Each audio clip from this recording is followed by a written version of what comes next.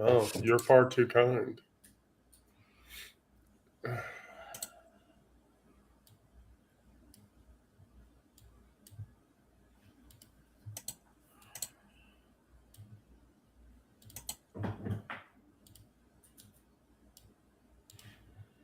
Losing my windows. There we go. Don't shut up. Kara, be quiet. You don't even like that band, and you're singing that shit. Oh, trust me, I know.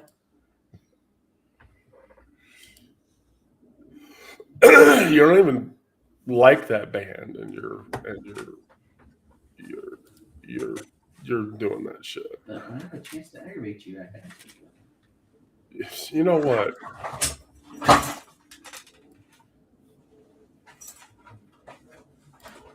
That's really, Kira. That's really fucking sad. What is? It's really just really sad.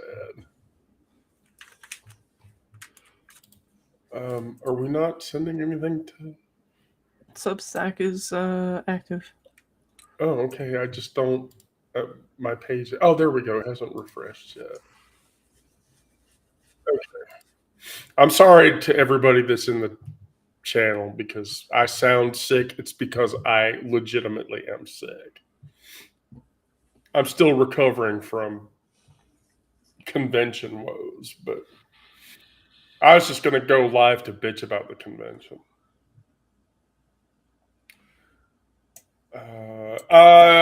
Jeannie, we can talk about whatever the fuck you want to talk about. I'm gonna bitch about Las Vegas because that's where I was all last week, where I was not writing because I was in Vegas, and Vegas sucks a whole bunch. Yeah, Vegas is a piece of shit. There's too much shit going on in Vegas.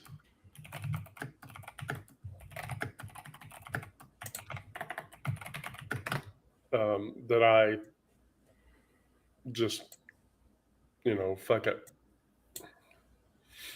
So anyway, yeah, basically I went to Vegas for reInvent, which is the big AWS conference. And so Kira and I went to Vegas, and we flew in on Sunday, and we stayed at the MGM Grand, which is a really nice fucking hotel, although Kira says that the Grand is a piece of shit. And so the first day of the conference, there were, I shit you not, 75,000 people there. I mean, it was just a sea of fucking people. And I had forgotten just how many people that actually is. And how much of a social drain being around that many people is. And I've never been around that many people.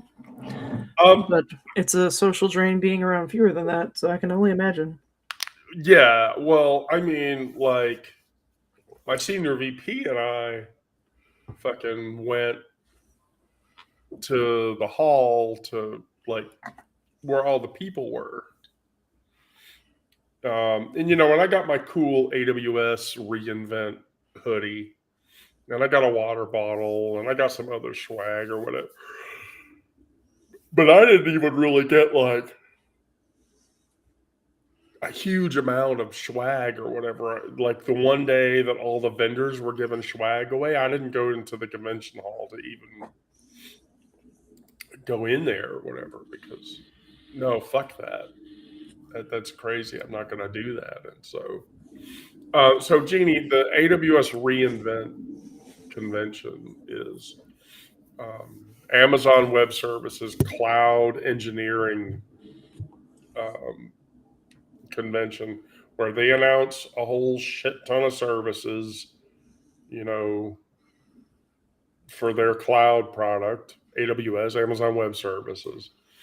And then it's basically just like 5 hotels that have 75,000 DevOps, cloud ops, developer, and software engineers walking around and doing shit. And so I got to meet up with a bunch of people I hadn't seen in a long time. Because a long time ago, I was an Amazon technical account manager. I did that for 2 years, early on in my career, and so you know that was a really different time for me.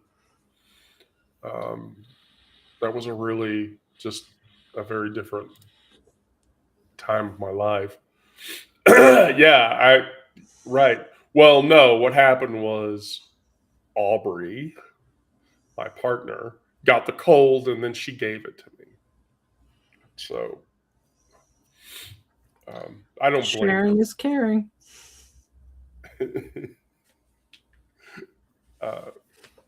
You know, because that's her fucking fault, right? No. Yeah, okay, she's giving me the finger. Hey, don't give me the finger unless you're going to use the finger. See, now you're just now you're just turning me on. Oh God, my girl parts are getting flushed now. So anyway, yeah, the conference itself is decidedly just a flood of fucking people. But so there were some, you know, my friend Dimitri was there, and my friend Mark was there, and we caught up, and you know, we don't see each other that often. Dimitri is a CEO, and he's on numerous boards now, and my friend Mark is a senior VP of threat intelligence for one of the big hotel companies. And so, you know, that was fun. And there were some releases, you know, from an engineering perspective, because I'm one of those software developer, cloud opsy people or whatever. And so that was kind of cool. But for the rest of the time, if I wasn't gambling, which by the way, Aubrey, Kira and I are both slot machine vultures. We know like what a slot machine that's about to burst looks like, and so we just walk around the casino vulturing each of the machines. Excuse me. And I mean, we walked away with like $500. So for having put in, you know, 100 or so. So that was brilliant or whatever. But then on Wednesday was when the shit hit the fan. Oh. Yeah, and here's what the shit hitting the fan means. AWS reInvent was slowly ending, and so what happened was that there was another convention that was coming in. Here, let me update this. There was another convention that was coming in, and the other convention that was coming in was a rodeo convention. So now I'm a trans woman, and I'm at a geek conference, and then, you know, now there's a shit ton of rodeo people. And so, like, everybody's wearing the big fucking 10-gallon hat with the, you know, like I've never seen that many people wearing that kind of hat before. It's fucking hysterical to me. And so Wednesday night or Wednesday afternoon, I went to the conference. I got on the elevator, and on the elevator there was a clear family, like It was a guy, his wife, one of his kids, a bellhop that was helping them with their luggage, and me, and like one or two other people. And I'll be aware, AW's reInvent attracts Indian people. People from India fly into Vegas to go to this conference because that's a big fucking deal. And so, so there's like two Indian guys on the elevator. We're standing on the elevator, and the guy tells the bellhop, literally tells the bellhop, I want a floor with no faggots, sissies, or Muslim terrorists. And I'm just sitting there, and I'm like, are you fucking kidding me? Really? So I get back to the room, and I'm telling Kira, I'm like, okay. Because like that Wednesday morning, we were down in the lobby of the Grand where the Grand Lion had this big fucking cowboy hat on it. And she was like, why are they doing that? Well, it's a rodeo convention. AWS reInvent backs into a rodeo convention at MGM Grand or whatever.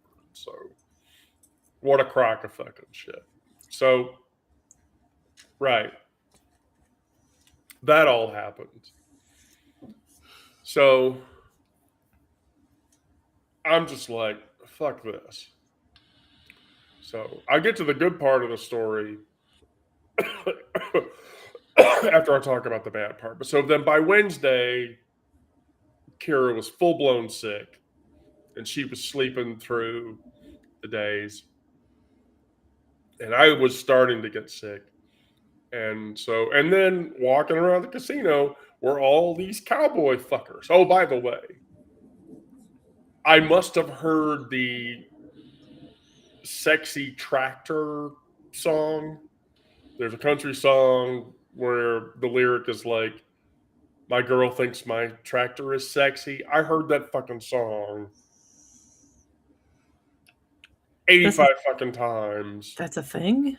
Oh, yeah, it's a thing. Yeah, it's a Kenny Chesney song. Can't say that I'm a fan. Yeah. Well, no, I'm definitely not a Kenny Chesney fan. Fuck that. But yeah, so and so it's just wall to wall country music. And by the way, in all of the clubs, they're playing country music. I'm like, oh my God, this is disgusting. I can't listen to this. I can't stand it. So now let's back up a little bit. So on Tuesday night, my CIO decided he wasn't going to come to the conference. So my company had an extra seat. So I convinced my senior VP to let Kira, Aubrey, come with me to dinner. And so the first night we went to this place called STK Steakhouse. Here, I'm not going to play it, but I'll look it up on YouTube.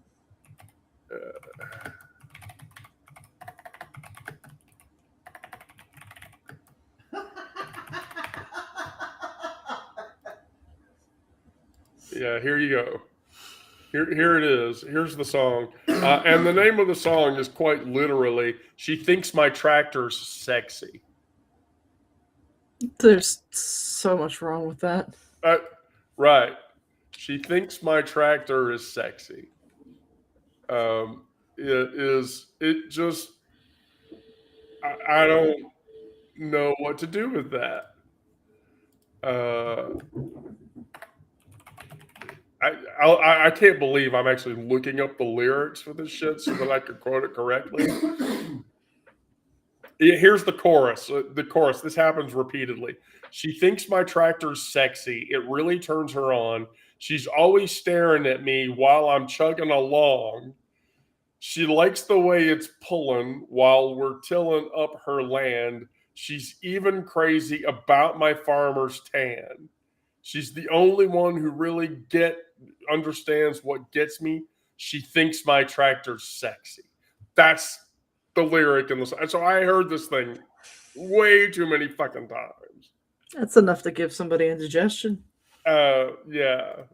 I'm sorry, I can't do that. No, I just can't do that.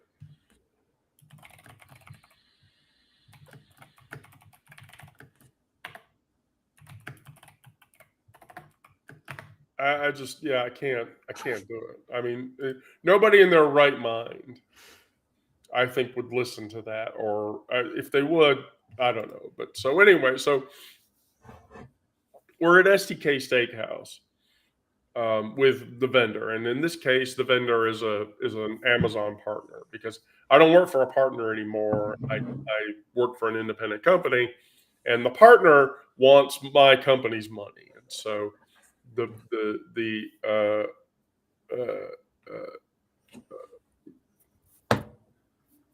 so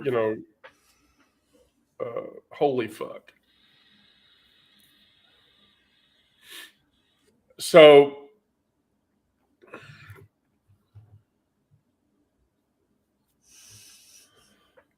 we get to the steakhouse, we sit down with the vendor, and the vendor looks at, well, my VP says, Wendy, do you know how to order wine? And I said, yeah, I can look at a menu and I can pick out good wine.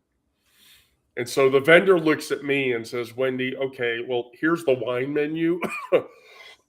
You pick the 2 or 3 bottles of wine that you think we would enjoy. And I was like, okay, I can do this. I'm just going to tell you that if I do this, it's not going to be cheap. I mean, you're looking at a couple of $100 a bottle if you let me order off the menu. And so,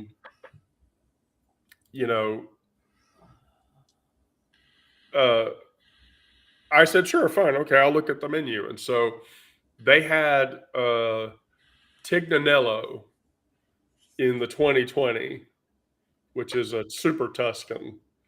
So it's a Sangiovese blend red wine. And it was the 2020 bottle. I halfway remember the 2020 bottle went for like $700 or $800 a bottle. But I said, that Super Tuscan's the best Tuscan on the menu. And then as a variable, I picked the Russian River Valley selection, which is called, the name of that winery is called Kistler, in the 2019. So we drank 6 bottles of the Tignanello in the 2020. And we drank 4 bottles of the Kistler Russian River Valley. Well, when I got back to the room, I went and looked just to see. 2020 TIG goes for between $1,300 and $1,600 a bottle. Holy shit. And I personally drank easily 1 bottle of that wine, maybe a bottle and a half, between the 12 of us at the table. The Kistler, however, goes for between $1,200 and $1,300 a bottle. And we drank 4 of those. So that was perhaps not chosen wisely. But, I told my VP, I'm like, I'm sorry, I picked the best wine on the menu. He's like, I literally don't care, because they're trying to get our money. And so, they deserve to cough up some extra funding or whatever. And so then I was like, well, shit, okay, but that's what happened. Now, that said or whatever, I ordered the filet, the 10-ounce filet, and it was good. And that's not normally a cut that I would eat. And I'm trying to remember, Kira, what did you eat the first night? The ribeye. Right, she had the ribeye, and it was really good too. Not like earth-shatteringly good, but it was good enough. And so, okay, that was great. Well, that restaurant is in the Cosmopolitan, which, in my honest opinion, is the most over-the-top hotel. in Vegas. I think it's more over the top than the Bellagio is. I mean, just out in how outrageous the inside of that hotel is. So, excuse me. So, on Wednesday night, we go to dinner at Super Frico, which is also in the Cosmo. Now, that's the name of the restaurant, and let me get that out for everybody so that you're sort of aware. This is the name of the restaurant. You can look this shit up.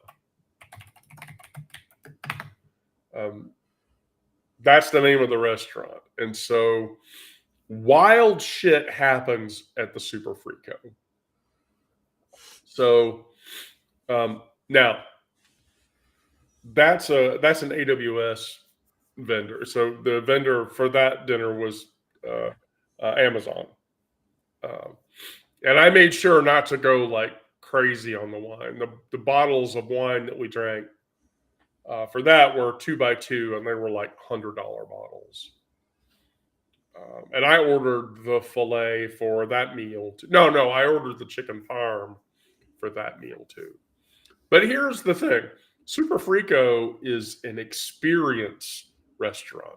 There's shit that happens in the restaurant while you're commiserating over eating food and shit. So when you go in through the main doors of Super Frico at the Cosmopolitan in Vegas, you go into this room, and it's a circular room, and it has like 10 sets of double doors all side to side. And they pick one of the double doors, you walk through it, and that's one section of the restaurant. By the way, the restaurant has all these like secret passages and walls and shit. So if you're not paying attention, just somebody will suddenly appear next to you. So, this is like Vegas over the top shit. And so we go and we sit down, we order a bunch of food, and then we're waiting. So the first thing that happens is there's this girl who walks up in the most direct Russian accent and says, "I have this dish for your table I think you should like." And she pulls the dome off the top of the plate that's on her hand, and it's a dead fish. And so then the dead fish starts flapping and shit. It's obviously fake, but it meant to be funny. And so then she whisked away, and I was like, okay, this is going to be. I maybe needed to be high as fuck before we came to this restaurant, because that's where we are. And so we ordered off the menu. I ordered the filet for that meal, and she ordered the. You got the chicken parm. No, I had the chicken parm. That's right, and she had the rib cap, which was very GERD inspiring later. But anyway, right. So we're eating food and drinking, and there's talking, and then suddenly, Kira, who is sitting to the right of me, there's a spaceman in a space helmet standing there, and the spaceman is dancing around and pointing at her and shit. And I'm like, "Oh, Jeannie, good night. Have a good night." Yeah, I was like, "What the fuck is this?" That I'll tell you what this is. This is Vegas. This is just how Vegas is.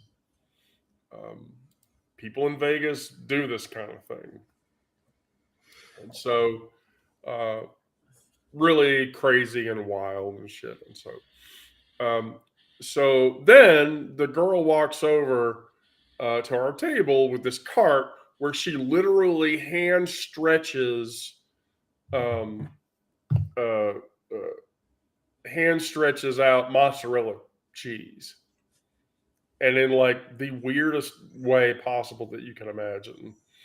I'm gonna like flash a photo on the screen here to give everybody an idea of what this looks like. That's her stretching out the mozzarella cheese.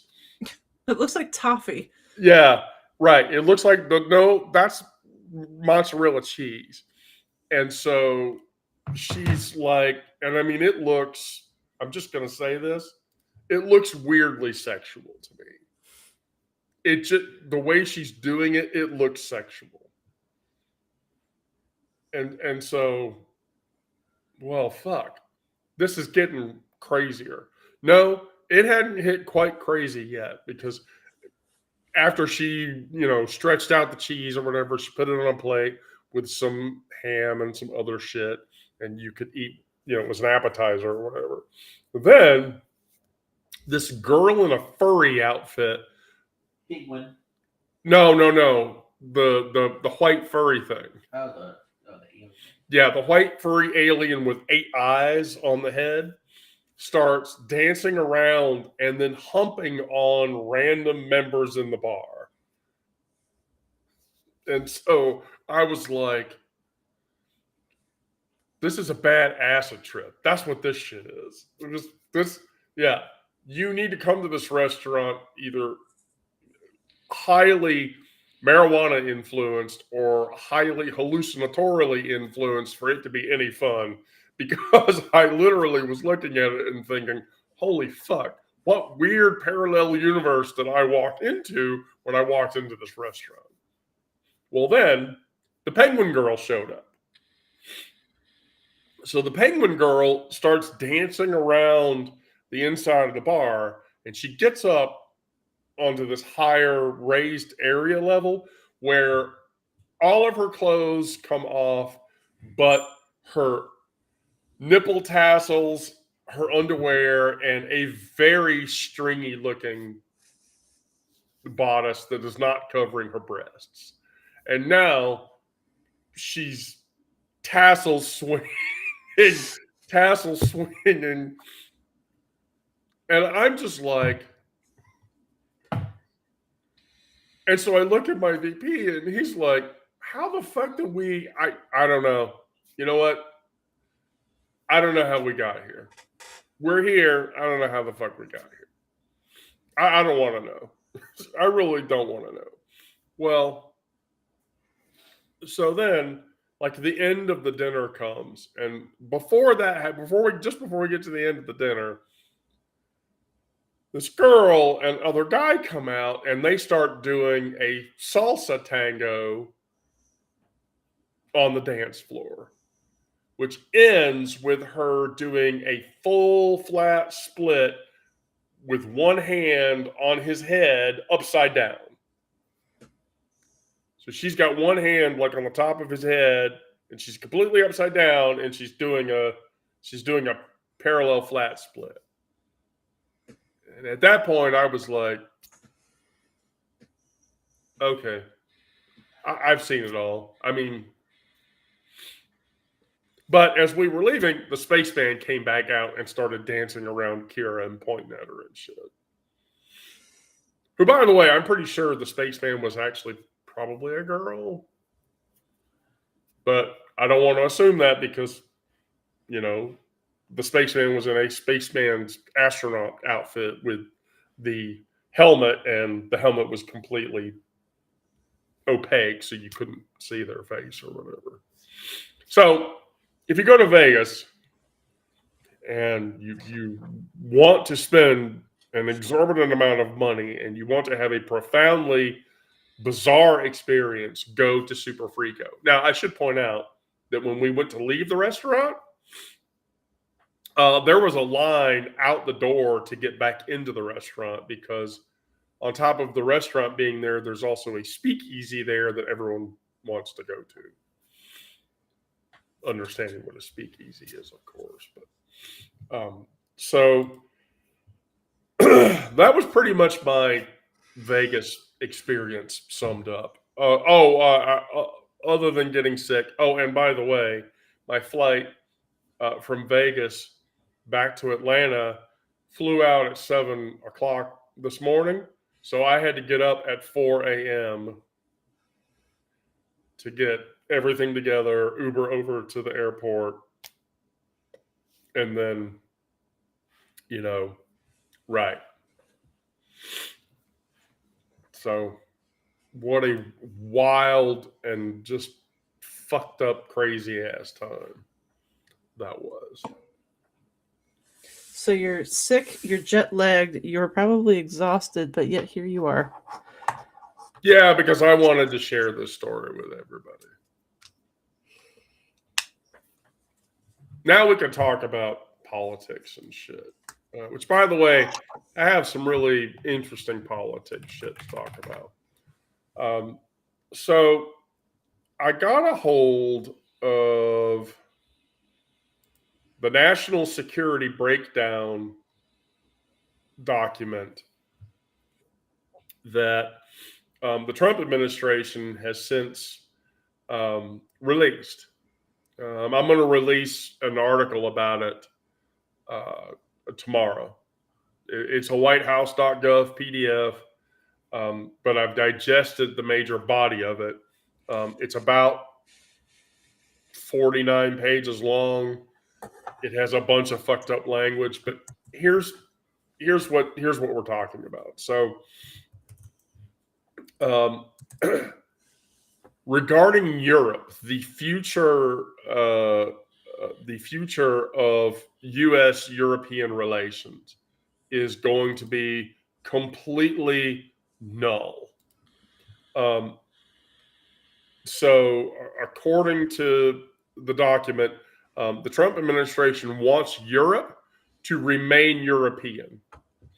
And so they don't want Europeans coming to the U.S. to erase American civilization.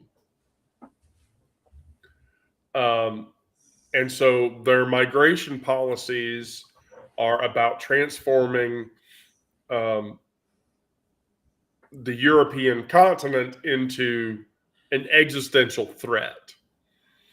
And so they even say in the document, should present trends continue, Europe will be completely unrecognizable in 20 years or less. And they express concern about NATO members will become majority non-European and non-white in 20 years. And so that makes the European opinion in the new U.S. security policy wildly racist and wildly xenophobic.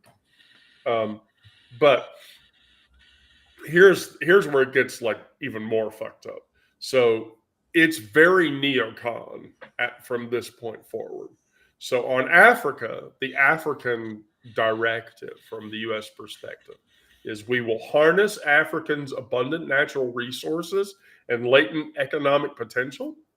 The focus almost being entirely on critical mineral development and energy sector for the profits of U.S. businesses only. Paternalistic framing of the document suggests that it will transition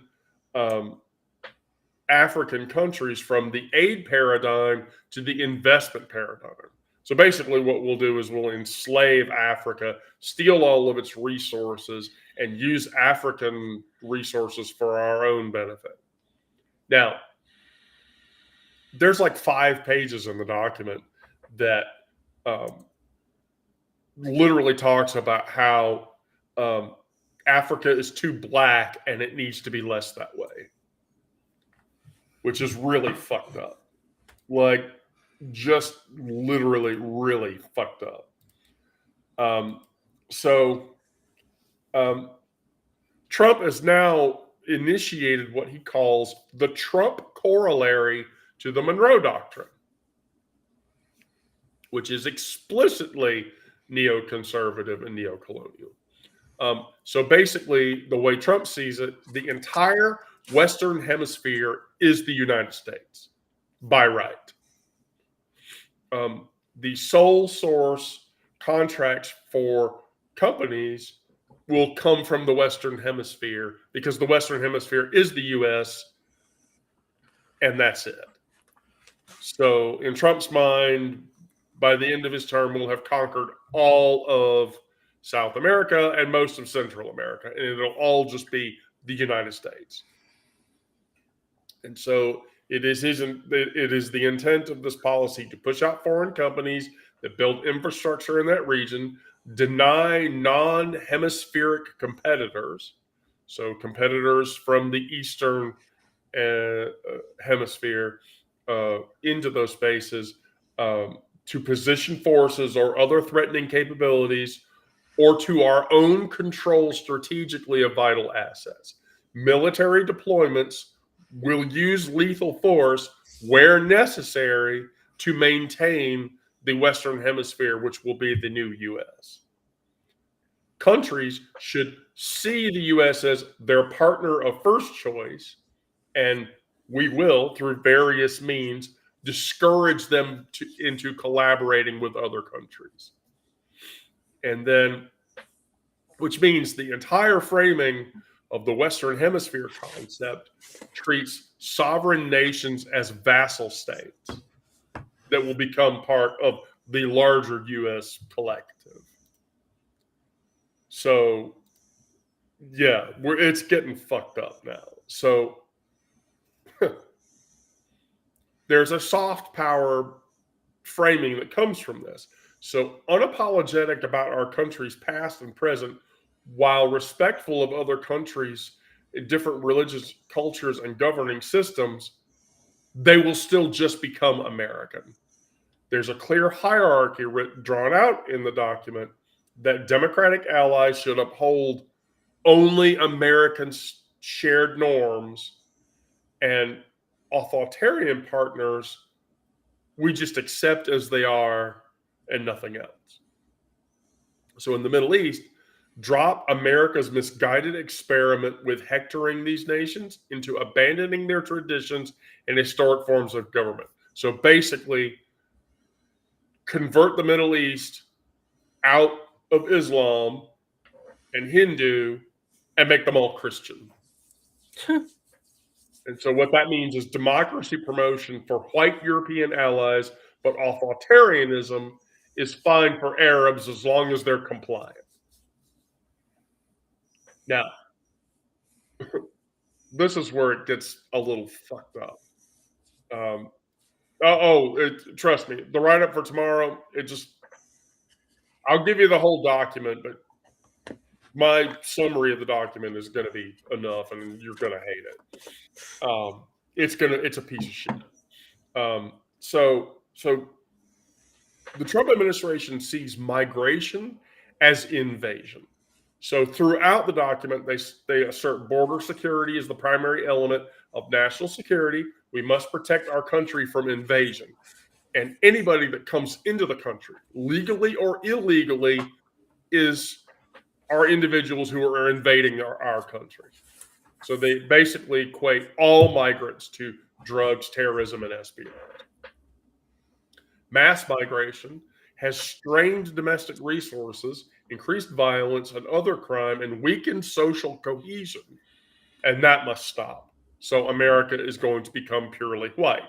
Now, we've already seen this with the Ohio congressperson that's trying to ban dual citizenship and invalidate anybody with dual citizenship. This is an attempt to homogenize the United States back into purely a white nation. Here's the thing about that. If they do that, I don't think they realize that threatens Melania Trump and Barron Trump at the same time. But maybe they're like, golden children and they won't be touched. And the rules don't apply to them because they're part of the upper echelon or whatever. But the document demands Europe maintain its Western identity and civilization self-confidence while warning about demographic change, but simultaneously insists other regions accept U.S. economic domination, military presence, and resource extraction as purely natural and of the normal course of things. So, in that worldview, white European demographic change equals civilization catastrophe to the Trump administration. American economic and military domination of non-white regions, that's just the natural order, and it should be totally allowed. African and Latin American resources, American strategic assets to be jointly developed, which is basically just bullshit words for extracted and stolen. And then sovereignty is sacred for the U.S., but it's negotiable for anybody else. So the entire document just essentially makes,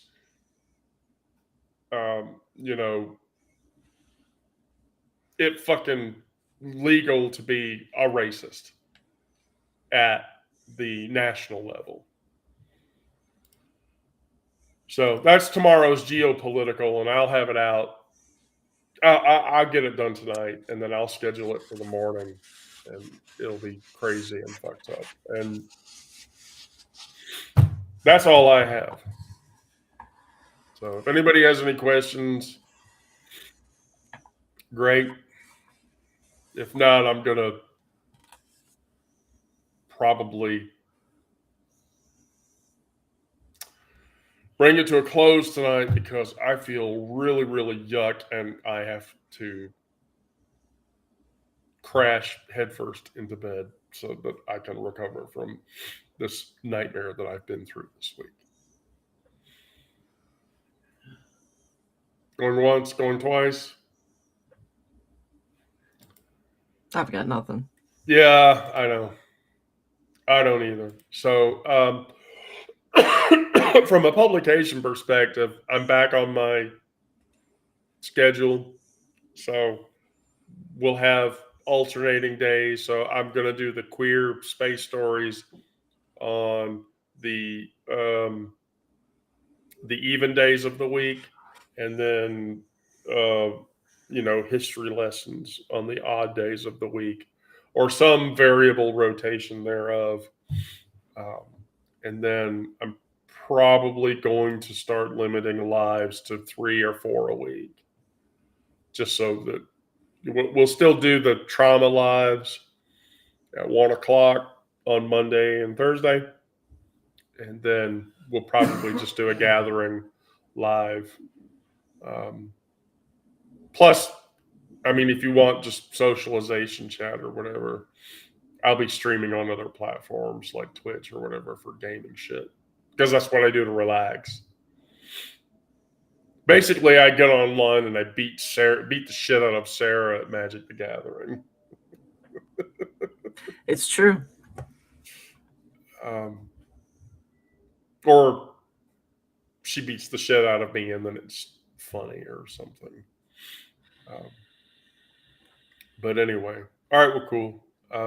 Well, I thank you everybody that came by, listened to my sick ass talk for 45 minutes. I really appreciate it. And it's the weekend, so probably won't see me live again until Sunday, just the way it is. But I will update the schedule on the newsletter. And then, going into Sunday, I'll be back to a regular release. It's just like for the last 2 weeks, I've either been in LA at home for 2 days or in Vegas. So I have not been consistent. Not been consistent at all. Okay. Sarah, thank you. Thank you. Everyone else, have fun.